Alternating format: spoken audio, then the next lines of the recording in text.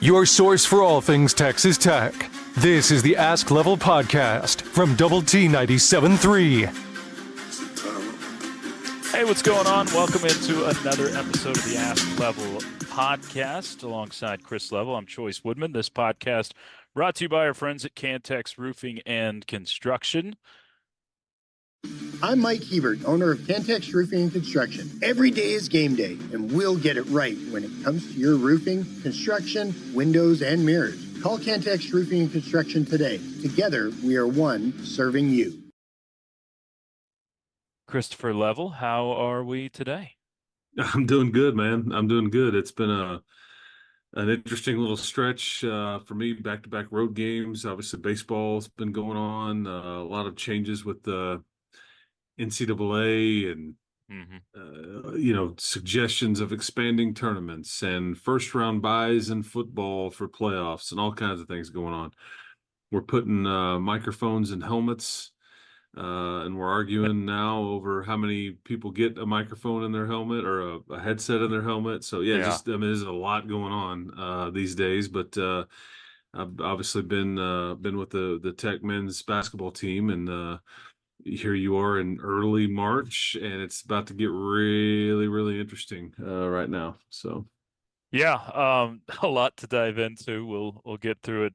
Let's go to basketball first, as that's where you're coming. We're recording a little later in the week. What we've seen is a couple of wins in a row, and after this team, kind of hit a wall, was struggling a little bit. You find a way to overcome a 20-4 deficit in Morgantown and win that one, and then get off to a much faster start in Stillwater and just kind of roll from there. So do you feel like the team is clicking again? Obviously still without Warren Washington, have been for 5 out of the last 6 games, 3 in a row. But do you feel like that there was a corner turn in Stillwater, or can you even say that since it was that opponent?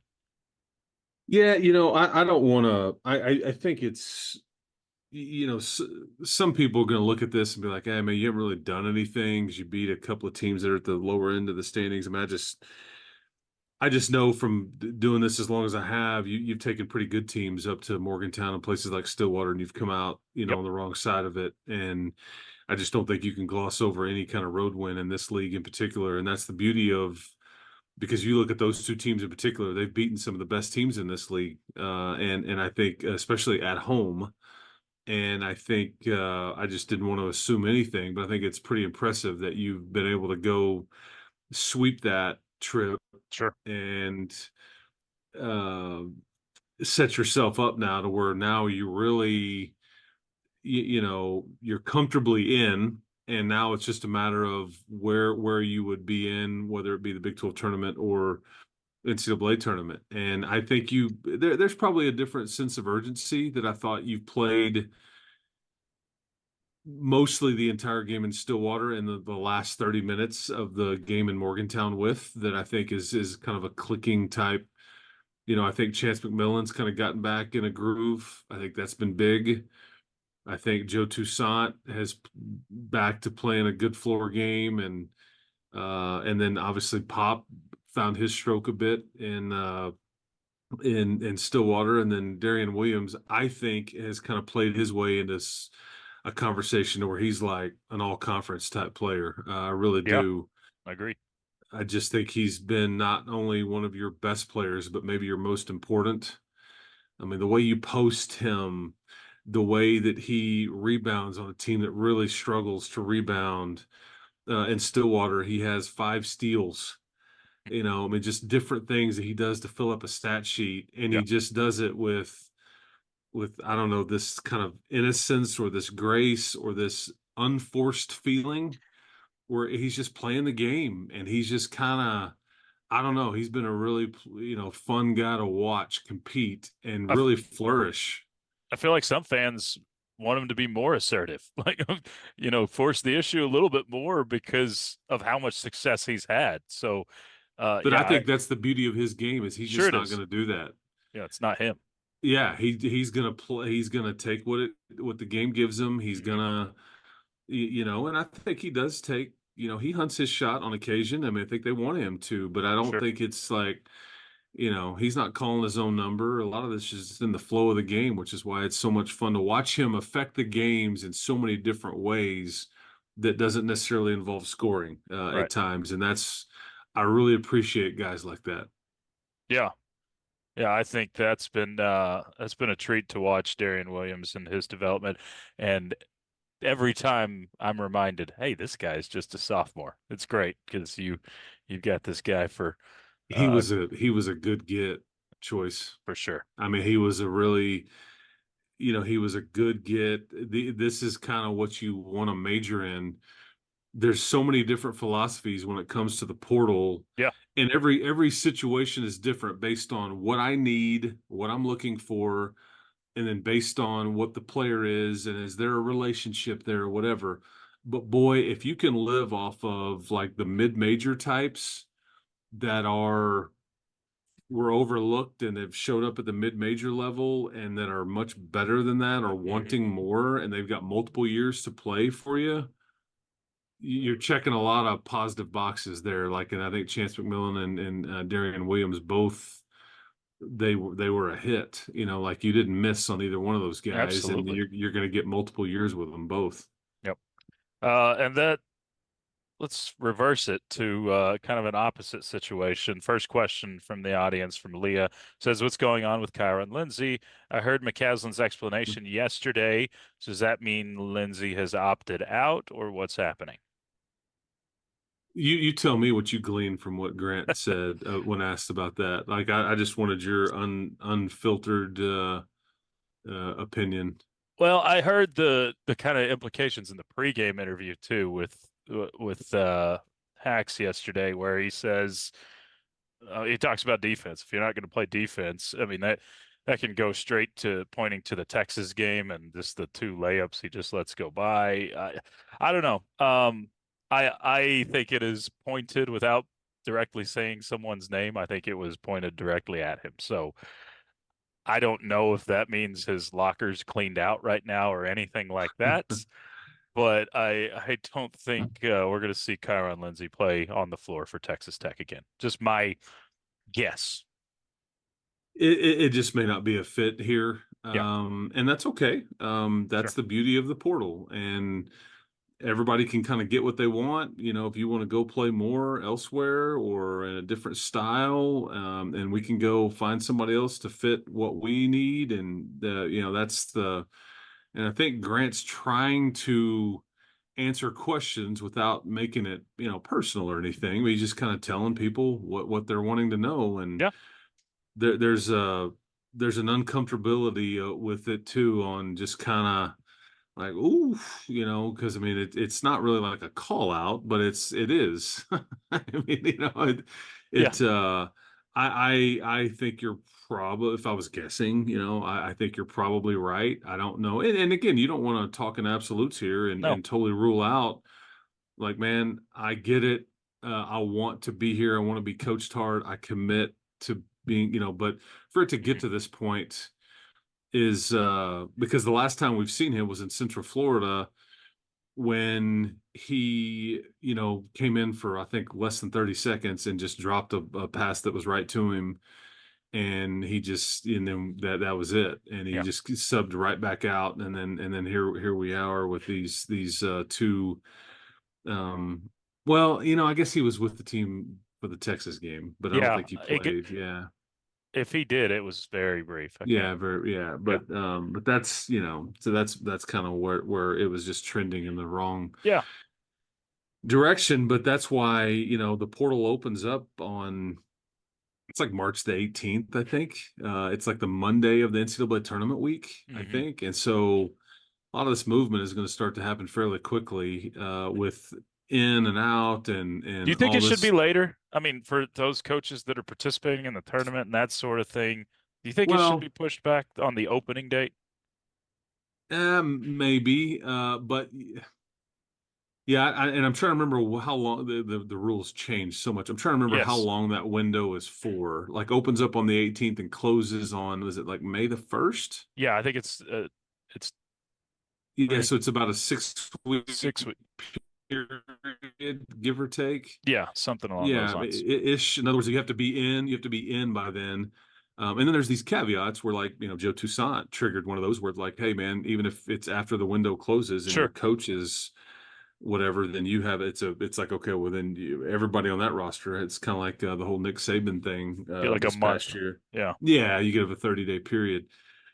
But yeah, it can lead to some multitasking for sure. But this is why a lot of these staffs, Texas Tech included, have what they would term as like personnel guys or Right. like general managers to manage and deal with some of those things while Yes. games are potentially still being played and game planned for and practiced for and all those kinds of things. But I just know there's going to be a lot of movement that's going to happen fairly quickly here coming up. And some of that is dictated by guys wanting to play more, or Hmm. man, it's just not a fit here, or hey, so and so school is going to make a change with their coach, and then they're going to Right. hire a new one, and then it just like this whole that's just part of the cycle.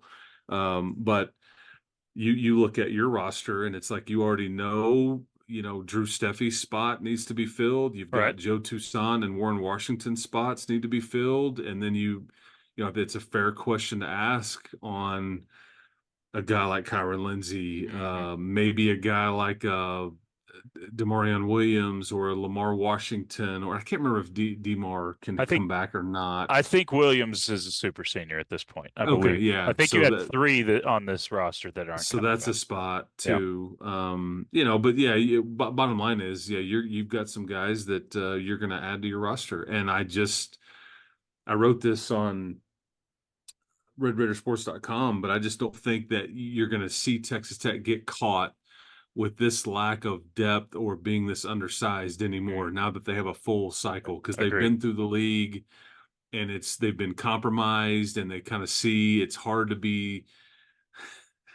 play a bunch of guys 35 minutes and expect them to hold up and to Sure. play at a high level. And so yeah, you need depth, because it's like when Joey would talk about Tony Bradford and Jalen Hutchings when they were juniors, or technically seniors, but they could Yeah. come back for the 1 year. He's like, I hope they do come back, and I hope they play less next year. And people are like, what? Why would you want them to come back and actually play less? Well, you want more around them. So when they do play, they give you more productive snaps. I think the same could be, you may get a better version of, say, Pop Isaacs playing 28 minutes a night as opposed to 35 minutes a night on Yeah. average.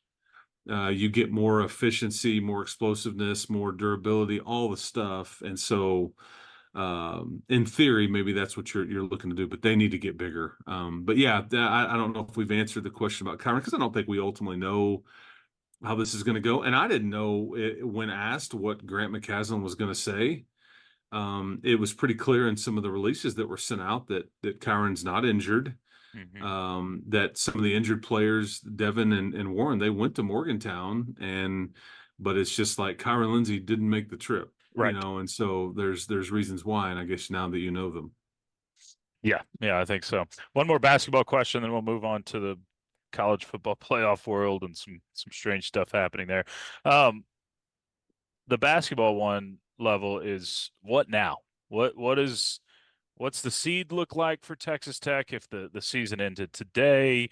What bracketology do you believe? What do you not? And if you win on Saturday against Baylor, what does that mean for all that conversation?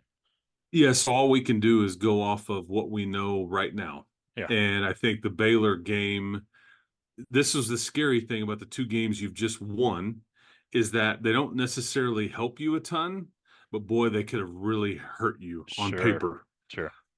With the net ranking, which is what the selection committee looks at, and then just your resume, it would have been perceived as a bad loss. But it's not perceived necessarily as a good win. You and I both know that these were meaningful wins, and it gets you to the 20 and Right. then the 21st win, and all those things. But the beauty of the Baylor game is, win it, great. If you lose it, it's not going to hammer you because Baylor is ranked so high in the net and all those things. But it really could, move you up a line or two on the seed as far as the NCAA tournament. I think what you've done is, at worst, you're going to have a top 30 resume, I think, in the country. I think that, you don't have as many quad one wins as some others in your general vicinity, but I think you get some rub for being in the Big 12. You don't have any bad losses on paper. Maybe the Cincinnati game at home is as close as you're going to find to what would be perceived as a bad loss. Although at the time, I think they were that they were decently ranked in the net and otherwise. Still as of when we record this right now, 45 in the net. So it's still not a bad loss on Yeah, paper. and That's the they're worst one you have. and they're injured Yeah. and some different things. But I think prior to these back-to-back road wins, I think you were kind of looking at like the 9 or 10 range. Now after these 2 wins, I think you're back up into the 6-7 range. Yeah. I mean, I've seen a 6-3 seeded matchup in one of the brackets. You playing Duke in Pittsburgh. I've seen,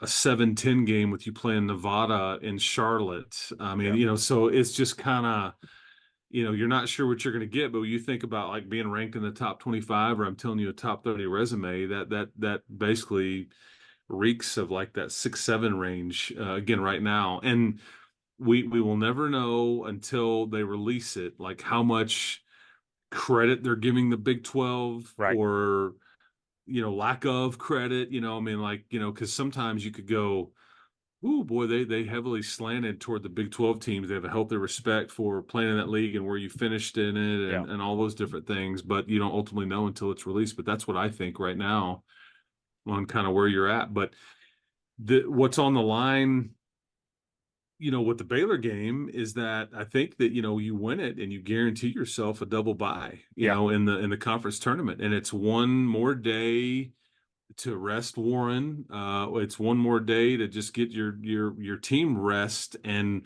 one less game to put yourself in harm's way from an injury or whatever it may be.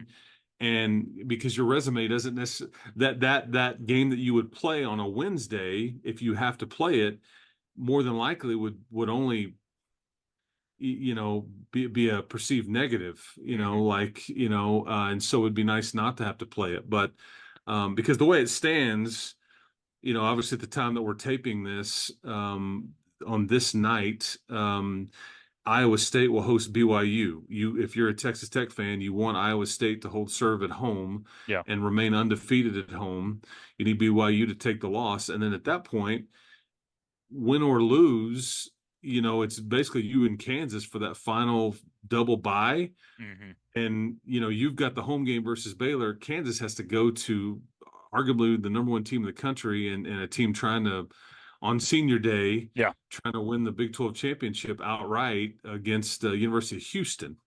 And so, I think if BYU goes down tonight and you can't get it done against Baylor, all you just need to do is Houston to win, and you've got all the tiebreakers because you've got the head-to-head wins over these 2 teams. Yeah. And then you would get the double bye. But if you win it on Saturday, then it's a moot point on your senior day. So that's kind of what it looks like right now. And you had I think you were like at a 42 net ranking prior to the game in Stillwater. Now it's at 35. So it jumped up 7 spots. So, and again, I do believe, Level, I think if you beat Baylor, I believe the way the tie breaks work, I think you move ahead of Baylor to get the 3 seed as well because of the wins and how they've fallen for both of those teams too. It's possible. I think there's some other things at play there too, but right now I'm just other results. Sure. As long as you can just get the, I mean, take care of your business, and I'll let the chips fall, because I mean you're going to like the results if you can beat Baylor, which is not going to be easy.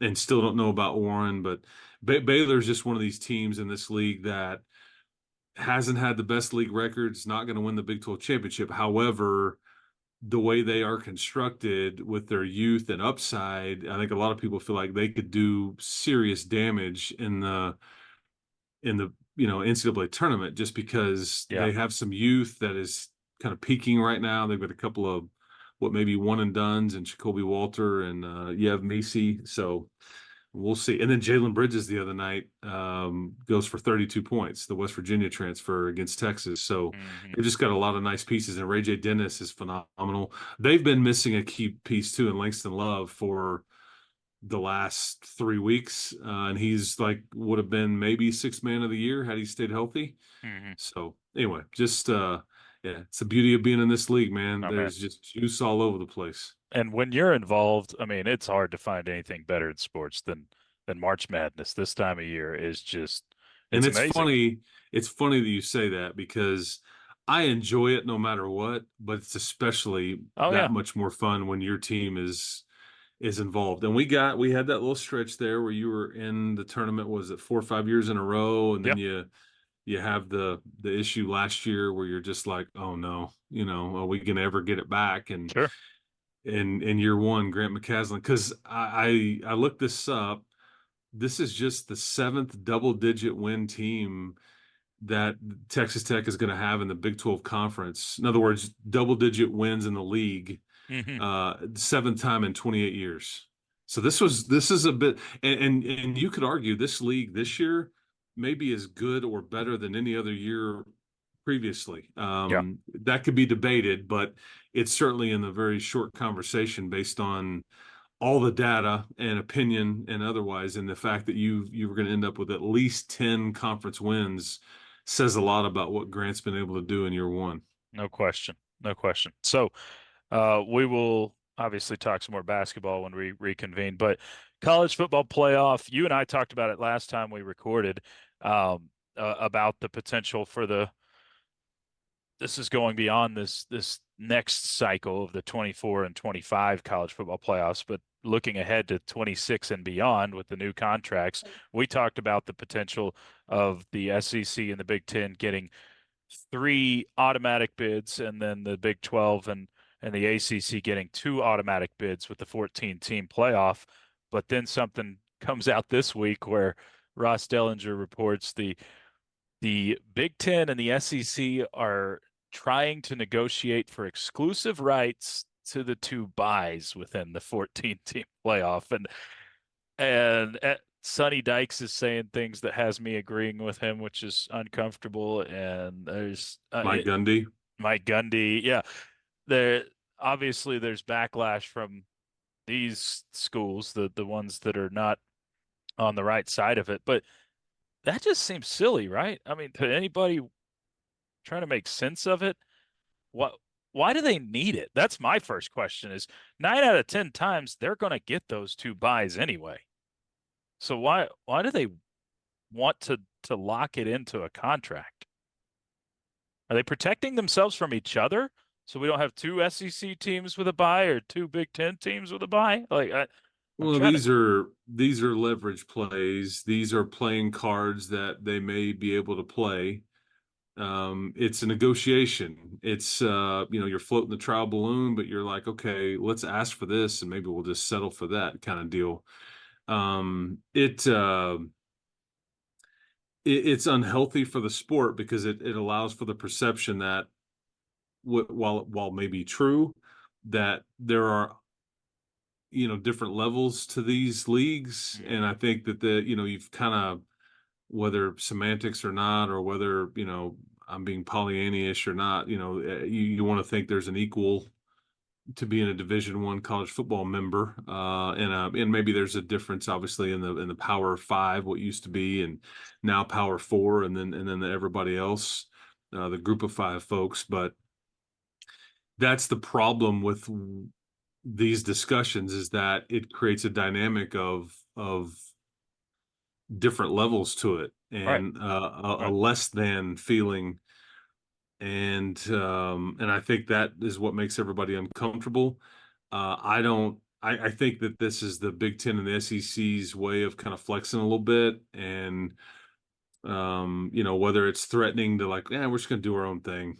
We're just, or we want the buys, or we want more money. They're trying to leverage their situation, and this is why Brett Yormark has been so, not just shouting it from the mountaintops and outspoken, but that's why he's kind of in favor of expanding the NCAA tournament, because he thinks that benefits his league. Yeah. Whereas you've got Greg Sankey and the Big Ten commissioner kind of trying to leverage their stance because they can, and how do we end up? I'm not real sure. I'm uncomfortable with the automatic buys. I think that's a bit tricky. I think that there's been some valid points made.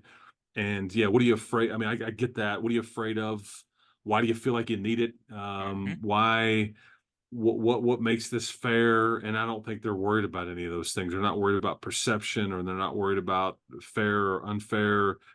They're trying to create the easiest path. I mean, it's like the equivalent of saying Brett Yormark should fight and should strongly suggest, and you could even make a valid argument if you're going to do this on this deal, give the top 4 Big 12 teams, just move them into the second round of the NCAA tournament automatically just because they're in the Big 12. And that seems kind of silly, but if we're doing this, then let's play ball. But There it is.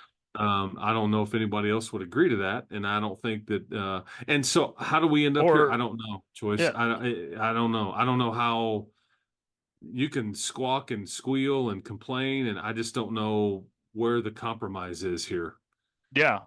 Or, I mean, it could be like the Big 12. Hey, we're guaranteed at least one seed in the NCAA tournament every year. It's like, and these are different events run by different people Absolutely. with different payouts, and that's the tricky part. It's not apples to apples here. However, that's all I can go off of, and I think that it's one of those scenarios where, okay, let's just play this out. If we're going to give you 2 automatic qualifiers in the playoff, we get these buys. Or do you just want 1 automatic qualifier and you want to chance it? Like what game do you want to play? Like, what are you willing to live with? I mean, I don't know the conversations, but I think maybe unless until we hear more, maybe that was hey, we'll give you 2 in every year. Okay, we're cool with that. But however, we're going to grease the wheel and make it an easier path for our leagues if we do that, because we control this deal. So, are you going to go, no, I want just the 1 AQ, and then we'll let the chips fall, and we want to play it straight up. I don't know, but then maybe you're affecting your own financial well-being if you just agree to just the 1 versus the see, there's a lot of dynamics at play, because it's fairness, it's competitiveness, it's money, it's perception, it's all kinds of things being discussed here. Yeah, a lot going on. And in that scenario, as a Big 12 fan, I would rather have the 2 because, again, most of the time the Big 12 or Big 10 and SEC are going to get the buys anyway. So that would be my preference, but I don't know. And you're going to get resolution on this fairly quickly. Have to, right? Yeah. Because ESPN is sitting there twiddling their thumbs going, is this truckload of money that we've offered you? Yep. Well, we're about to put this truck in, it's been sitting idle, and they're about to put it in drive and drive off. Well, whether maybe that's a bluff or not, I don't know, but that's kind of what they've indicated. Is like, we've got NBA to negotiate, we've got other things, and if y'all aren't gonna get something decided and we don't even know what we've paid for, then we're moving on. Right. Whether they are really willing to do that, I don't know, but that's why there's some pressure here to get something decided here fairly quickly. Got a quick question. Not really in this realm, but it is in the college football realm and futuristic talk and stuff. Andy Staples put out his 48 teams if the Big Ten and SEC were to break off into 2 super leagues, 2 24-team super leagues. Texas Tech was included in that in the SEC. Teams like Kansas and Duke were not. So, I mean, that's a whole thing. You can look it up. But this texter or this emailer asked this question. This one is from Lewis. It says, Level, if it were to break off into 2 super leagues, do you have, or how confident are you that Texas Tech would be included in one of those leagues? So the added, let me make sure I'm right there, that what they wrote was, and it had Tech and Oklahoma State and the SEC. Who else that isn't a current member was joining it from the SEC that was in the Big 12? Is there anybody other than those 2? I believe Kansas State and West Virginia. Okay, yeah. And Utah. Okay, They were in the Big 10 though. So. Okay. I mean, this is where it gets political. Mm-hmm. This is where geography comes into play. This is where, your relationship with the Texases or the Texas A&Ms, or the, what you bring to the table from an eyeball standpoint. I think this is also, and again, you can't pin anybody down on saying this is the most important thing or we're good in this category. It's just kind of like you try to cover your bases in a lot of aspects, but this is exactly why the powers that be wanted to really invest in brick and mortar with your stadium Right. and facilities. Because I think as we're starting to see some of these new Big 12 additions, I've been shocked at how far off they are comparatively. And I don't think people realize how well off Texas Tech is from a facility standpoint, even with some of the current Big 12 schools. Right. And I think that's why you've continued to invest in brick and mortar and like actual facilities and structure that is going to be here, and why selling season tickets and an audience and all those things, matter and factor in. But I'm biased, but I would think that you would have a seat at the table there, but it's not like you're locked, because so many things out of your control, and I think what you've tried to do is control what you can and invest in certain things. And one thing that you have going for you is you are in the state of Texas. This is where a lot of population is, large alumni base, all those things. But politically, can somebody keep you out? Does somebody want you in? Those kinds of things are a bit tricky there. But and who knows if it comes to that? I don't really know. I don't think so. But the reason that would ever come into play is if they basically, the Big Ten, the SEC, say, you know what, screw it. We don't like what y'all are deciding here.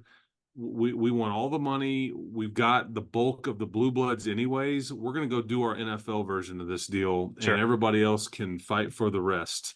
And we're not going to worry about it. We're going to kind of do our own thing and schedule within each other. And then it's very AFC, NFC type stuff. Yeah. Yeah. I think you're exactly right. And you don't think we ever get to that, or you think there is a tipping I would point at like some point? I mean, maybe. I don't think that ultimately everybody wants to go that route. Now, maybe Sure. I'm being naive, but I think that's clear. I mean, I get the articles and the ideas, because maybe at some point we do get to that. I just don't know if anybody's in a rush to want to go that route. That's kind of like a last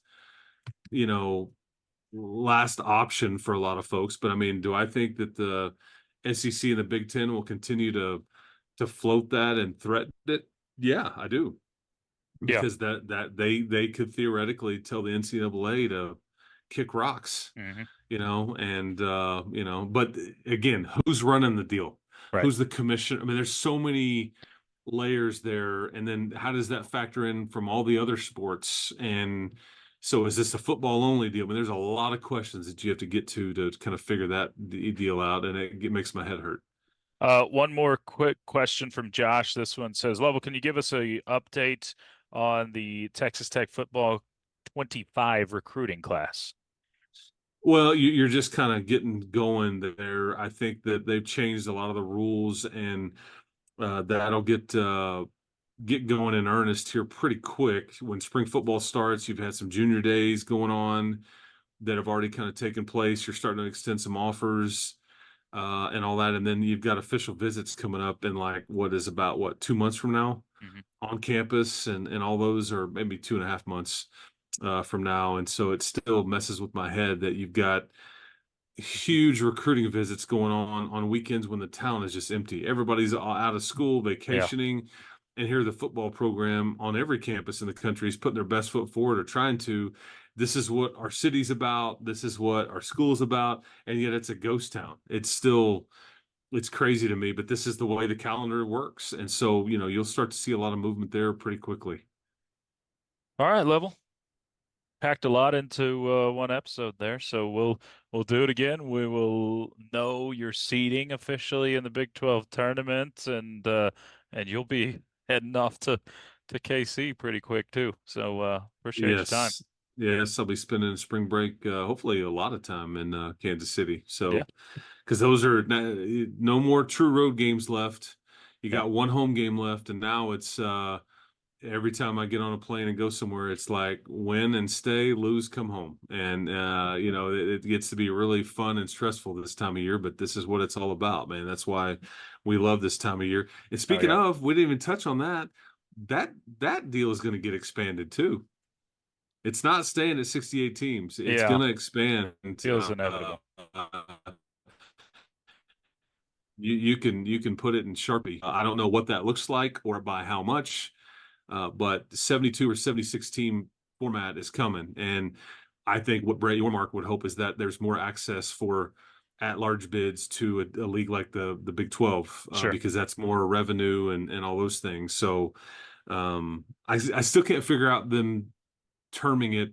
We have to expand it for its own survival. I don't really know what they mean by that. Like I don't know. I need to hear more of the I think it's doing pretty well, but it's, and the purists out there, it's like it's going to drive them crazy, but I don't know. And maybe we have a first 8 instead of a first 4 in Dayton. I don't know what they do, but I'm kind of fascinated to see that. But yeah.